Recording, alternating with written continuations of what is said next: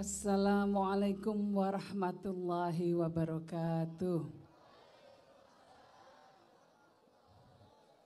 Salam sejahtera bagi kita semua. Shalom, Om Swastiastu, Namo Buddhaya, salam kebajikan, rahayu. Bismillah, alhamdulillah. Wala hawla wala quwata illa billah. Amma ba'd. Pertama-tama saya ingin mengucapkan terima kasih kepada seluruh hadirin hadirat yang telah hadir, para kiai, para bunyai, para ulama, para tokoh agama, lintas iman, para pejabat pemerintahan, para menteri kabinet, gubernur DKI dan wakil, Bupati Cianjur dan wakilnya, para ibu-ibu muslimat dan ibu-ibu majelis taklim, para seniman, para budayawan, para tokoh-tokoh politik, teman-teman difabel, dan seluruh muhibbin Gus Dur yang telah hadir pada hari ini. Banyak sekali tokoh yang hadir, jadi kalau disebutkan satu persatu waktunya sudah habis. Tetapi ini semua tidak mengurangi rasa hormat kami sekeluarga kepada seluruh undangan yang telah hadir, baik para tokoh, tokoh agama maupun masyarakat umumnya. Bapak Ibu sekalian, sebelum memberikan sambutan, saya ingin memulai dengan sedikit menembang. Ya, nembang lagu Jawa. Ya, ini adalah sebuah lagu yang digubah oleh Sultan Agung Hanyokrokusumo di abad ke-15.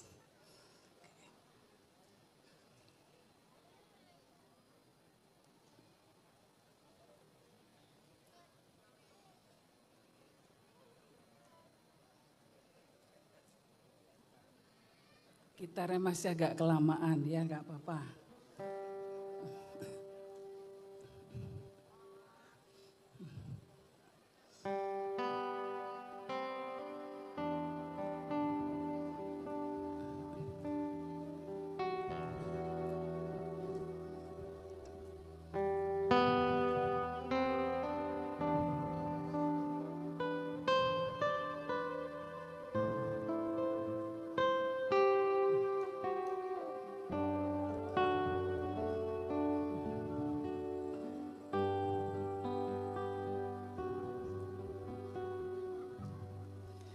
Surasane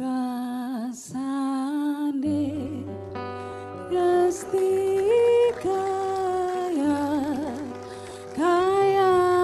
tingkang pokokote jer wajibmu teringgesan Nauruhiti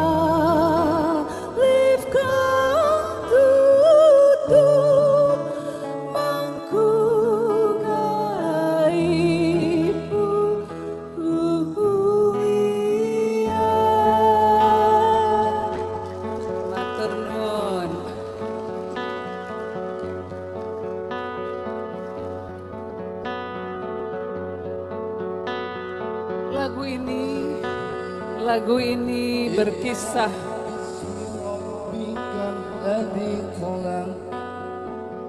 khalaqal insana min 'alaq Iqra wa rabbukal akram alladzi 'allama bil qalam 'allamal insana ma lam ya'lam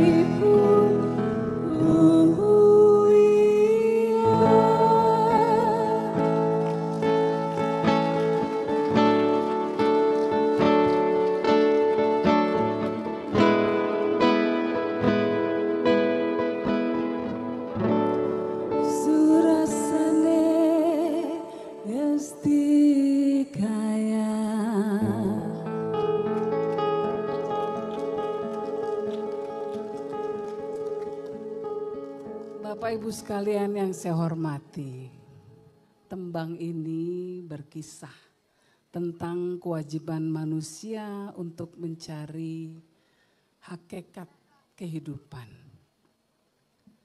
Dan hidup yang hakiki abadi, manusia punya kewajiban yang satu, yaitu mengetahui hakikat ilmu. Hakikat ilmu itu terangkum dalam aksara. Dan asal mula aksara hanya satu, yaitu alif. Alif inilah yang menjadi petunjuk yang memuat seluruh substansi kegaiban. Kenapa saya memulai sambutan saya dengan tembang ini? Karena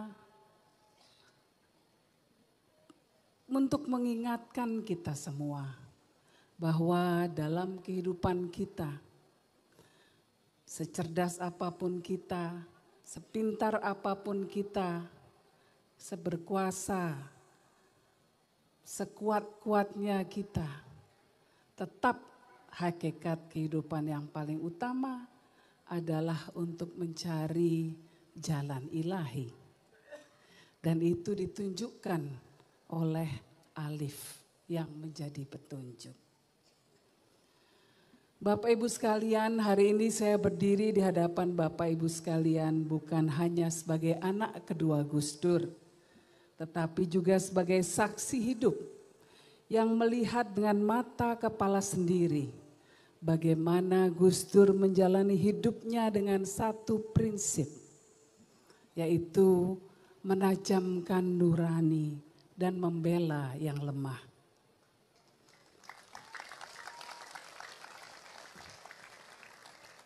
Banyak dari kita yang mengenang Gus Dur sebagai sosok yang tidak bisa melihat secara fisik, tetapi nuraninya begitu tajam. Jauh lebih tajam daripada orang-orang yang memiliki penglihatan sempurna. Dengan nuraninya itulah Gus Dur mampu melihat ketidakadilan, mampu mendengar jeritan hati rakyat kecil di tengah kebisingan kekuasaan. Salah satu warisan penting Gus Dur yang ingin saya sampaikan adalah keberaniannya menggunakan kekuasaan untuk melayani masyarakat, bukan untuk melayani dirinya sendiri. Gus Dur memahami bahwa kekuasaan adalah amanah, bukan alat untuk memanipulasi atau merugikan rakyat. Tasyaraful imam ala ra'iyah manutun bil maslahah. Inilah dalil yang kerap dikutip Gus Dur sebagai pegangan beliau. Kebijakan pemerintah atas rakyatnya harus didasarkan kepada kemaslahatan yang ada di tengah masyarakat. Sebagai presiden, Gus Dur menaikkan gaji seluruh pegawai negeri. Karena ia tahu rakyat kecil hidupnya susah. Ia tidak pernah menggunakan jabatannya untuk memperkaya diri atau sekedar mempertahankan kekuasaan. Semua yang beliau lakukan adalah untuk kepentingan masyarakat. Hadirin sekalian, inilah yang seharusnya menjadi pelajaran bagi kita semua, terutama bagi para pemimpin kita hari ini. Saat ini kita menghadapi tantangan yang begitu besar. Rakyat hidup dalam kesulitan, harga kebutuhan pokok melonjak, daya beli menurun, kelas menengah turun kelas, bahkan berkurang jumlahnya sebanyak 9 juta orang. Para ekonom menganalisa bahwa konsumsi domestik adalah penopang terbesar laju ekonomi Indonesia. Tetapi justru saat ini ada rencana pemerintah untuk menaikkan pajak pertambahan nilai menjadi 12%. Apakah ini bijak? Mari kita lihat negara lain. Singapura justru memberikan bantuan tunai kepada rakyatnya. Vietnam menurunkan pajaknya dan justru memperkecil jumlah pejabatnya. Namun Indonesia justru mengambil langkah sebaliknya. Jika Gus Dur masih ada, saya yakin beliau akan berdiri bersama rakyat kecil dan mengatakan, hentikan rencana ini. Prioritaskan kesejahteraan rakyat, bukan hanya angka-angka di atas kertas. Turunkan angka korupsi, bukan malah rakyat yang harus dibebani. Hadirin yang saya cintai, ada satu lagi pelajaran besar yang diwariskan oleh Gus Dur. Yaitu beliau mampu membedakan mana kekuasaan dan mana kemanusiaan. Ya ayyuhalladzina amanu kunu qawwamina bil qisti syuhada'a lillah walau ala anfusikum awil walidaini wal aqrabin. Wahai orang-orang yang beriman, jadilah kamu penegak keadilan dan saksi karena Allah, walaupun kesaksian itu memberatkan dirimu sendiri, ibu bapakmu atau kerabatmu. Perintah ini ditujukan untuk semua orang yang beriman, bukan hanya kaum muslimin. Salah satu keputusan terbesar Gus Dur untuk menegakkan demokrasi di Indonesia adalah memisahkan kepolisian dari Tentara Nasional Indonesia. Sebuah langkah yang tidak mudah untuk dilakukan. Pada masa lalu, di bawah kekuasaan Orde Baru, tentara dan polisi berada dalam satu komando yang memberikan potensi penyalahgunaan kekuasaan dan represi terhadap masyarakat. Gus Dur dengan kejernihan pikirannya memahami bahwa untuk mewujudkan negara yang benar-benar demokratis, kita harus memastikan bahwa kepolisian menjadi institusi sipil yang berfungsi untuk melindungi rakyat, bukan sebagai alat kekuasaan yang menindas. Saat ini kita memberikan acungan jempol untuk Tentara Nasional Indonesia yang telah belajar dari kesalahan di masa lalu dan telah menerapkan disiplin diri yang sangat kuat untuk tidak lagi cawe-cawe dalam politik.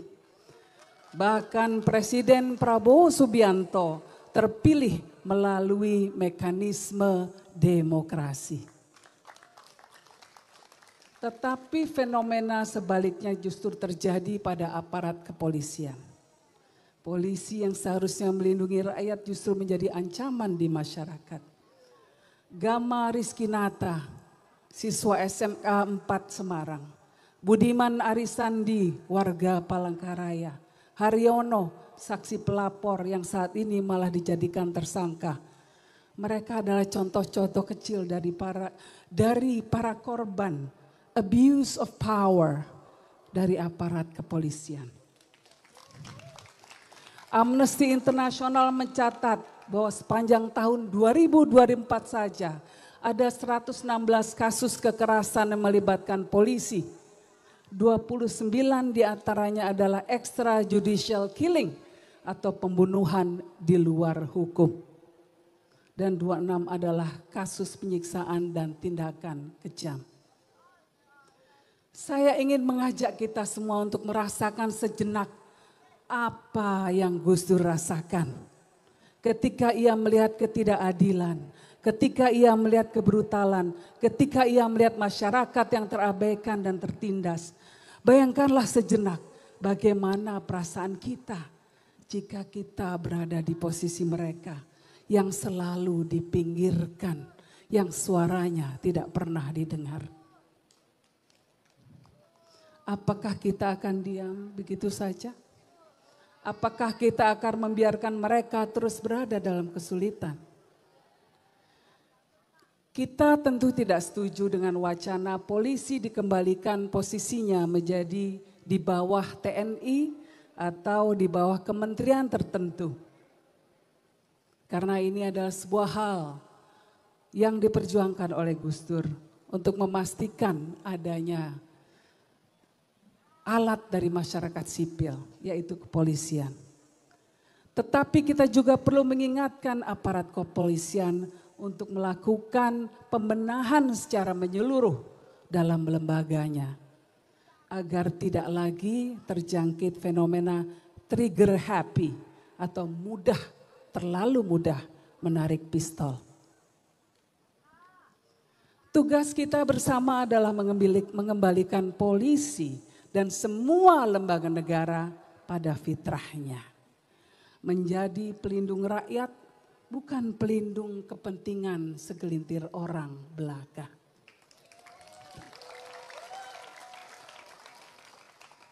Bapak Ibu yang saya hormati, Gus Dur pernah berkata, yang lebih penting dari politik adalah kemanusiaan.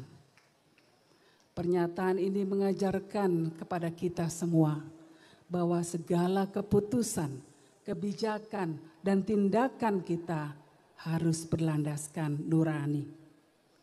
Sebab pada akhirnya nurani yang tajamlah yang akan membawa kita semua menuju jalan yang benar, menuju keadilan yang hakiki. Seperti alif yang menjadi petunjuk, semua ilmu yang kita miliki, semua kuasa yang kita pegang, semua harta yang kita nikmati, hendaknya diarahkan menuju jalan ketuhanan. Yaitu dengan cara melayani semua umat Tuhan di bumi. Dengan menegakkan keadilan dan selalu membela mereka yang lemah. Terima kasih, semoga kita semua bisa menjadi penerus perjuangan Gus Dur, menjadi orang-orang yang berjuang untuk kaum-kaum yang terpinggirkan. Wallahu muwaffiq ila aqwamit thoriq. Wassalamualaikum warahmatullahi wabarakatuh.